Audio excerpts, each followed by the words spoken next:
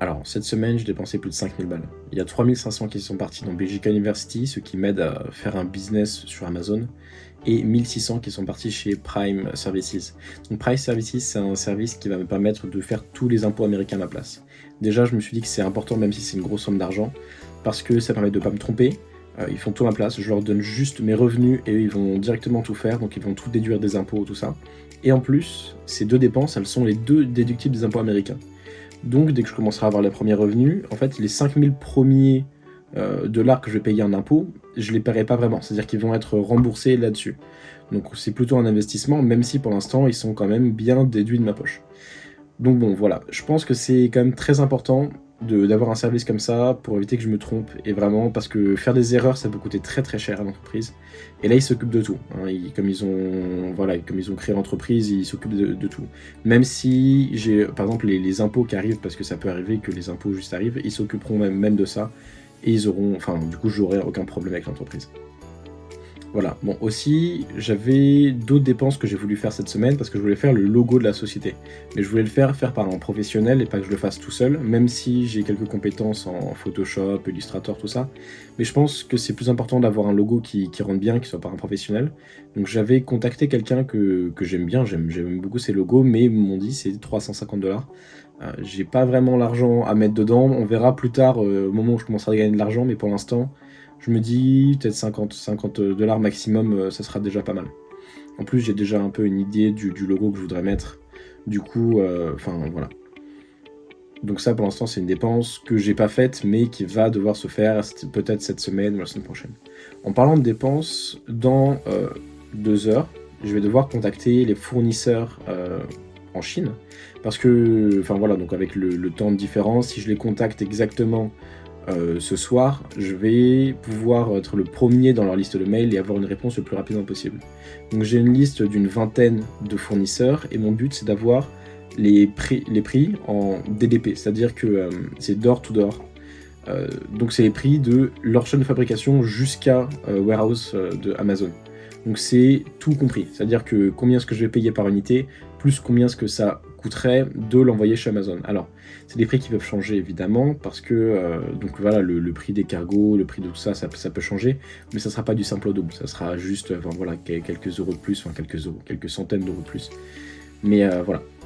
Donc mon but c'est d'avoir une vraie idée claire du prix des produits et du prix pour envoyer tout chez Amazon. Surtout que dans mon produit j'ai décidé de faire un bundle, c'est-à-dire que j'ai le produit principal plus un petit produit secondaire qui viendra avec. Voilà, d'une fois que je montrerai les samples quand je les aurai commandés. Mais du coup, ça fait que je vais devoir contacter 2 suppliers, donc 2 fournisseurs, et que celui qui fait les petits produits l'envoie chez celui qui fait les gros produits pour qu'il fasse le bundle, qu'il le mette dans la petite boîte et qu'il m'envoie derrière.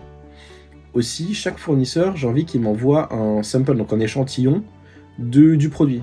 Et une fois que j'aurai les échantillons, je pourrai comparer les qualités, comparer enfin, voilà, les matériaux, et essayer d'éclater le produit. Hein. Mon but, c'est de voir est-ce que le produit va tenir, est-ce que le produit est, enfin, voilà, est-ce qu'il est durable, et est-ce qu'il est bien fait. Du coup, je vais commander tous ces échantillons, mais ça va coûter pas mal d'argent, parce que généralement, les échantillons coûtent 10 fois le prix du produit, parce qu'il faut qu'ils le produisent en une fois, qu'ils l'envoient, et ça coûte plutôt cher. Mais voilà. De toute manière, tant que j'ai pas mon numéro EIN, je peux pas vraiment commencer à vendre chez Amazon. Je préfère avoir tout bien fait et quand j'aurai le numéro, mon numéro de taxe, EIN c'est le numéro de taxe, je pourrais vendre enfin sur Amazon, donc d'ici on va dire un mois, la première vente. Mais déjà, chaque fois que je commanderai un produit, donc un sample, ça va prendre quasiment 2 semaines pour arriver, je pense. Parce que ça vient de Chine, il faut qu'ils le produisent, etc. Bon voilà, sinon côté des enceintes, j'ai pas mal avancé. Donc le bois, je l'ai coupé, enfin voilà, donc j'ai fait tout ce qu'il fallait, je l'ai assemblé. Donc voilà, pour l'instant ça ressemble à ça. Alors voilà, c'est hyper rudimentaire parce que pour l'instant c'est juste les panneaux de bois qui sont collés les uns entre eux, cloués plus vissés, plus cloutés, il y a les 3. C'était des questions pratiques. Et ensuite dessus, il va encore falloir faire pas mal de choses. Le MDF, ça résiste pas du tout à l'eau. Donc il va falloir que je passe dessus une surcouche. Donc une espèce de couche plastique, on va dire, caoutchouc dessus pour que ça puisse résister à l'eau. Et après, encore par-dessus, je viendrai mettre un matériau. Donc pour l'instant, j'ai le choix, enfin, ce que j'aimerais faire, c'est entre les 3 matériaux. C'est-à-dire carbone, fibre de carbone et Kevlar, et seulement Kevlar. Le problème du Kevlar, c'est que je trouve que la couleur, ben voilà, elle est jaune, c'est pas la plus belle couleur. Le carbone, c'est super joli, mais le Kevlar, c'est super résistant. Ça coûte, voilà, ça me coûterait une petite vingtaine ou trentaine d'euros de pouvoir tout recouvrir de carbone. Voilà. Mais du coup, voilà, le design, je vais le travailler après. Donc après, je vais rajouter des renforts en métal pour faire quelque chose de vraiment solide. Et aussi, je vais rajouter du coup les anses derrière, parce que bah, c'est un sac à dos. Donc je vais rajouter les anses derrière, et je vais rajouter aussi quelque chose pour le dos, parce qu'il ne faut pas que ce soit directement du bois, sinon ça sera vraiment pas agréable. Voilà, donc il reste encore pas mal de trucs pour le design, mais déjà, j'ai le prototype, on va dire, quasiment fonctionnel. Donc il est assemblé, là il me restera plus, une fois que ça aura séché, parce que je l'ai monté aujourd'hui, d'essayer vraiment le son, hein, comment est-ce que ça sonne, et une fois que tout ça sera fait, je pourrais enfin faire un design, enfin voilà, un design qui sera plus beau, plus propre, voilà tout ça. Et avoir enfin le premier prototype final, voilà, et qu'après je vais tester pendant plusieurs jours, peut-être même une semaine ou 2 semaines, pour pouvoir voir tout ce qui est amélioré, tout ce qui est bien, tout ce qui est pas bien, s'il est lourd, s'il est trop lourd, enfin voilà. Du coup, j'essaie de faire des vidéos peut-être un peu plus courtes, peut-être dans les 5 minutes, un peu comme celle-là. Comme ça, c'est voilà, c'est rapide, c'est net, on regarde la vidéo, c'est fini, on sait directement tout ce qui s'est passé pendant la semaine.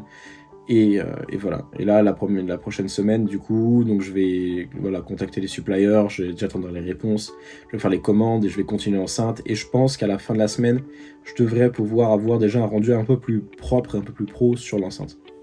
Enfin voilà. Bonne semaine à tous.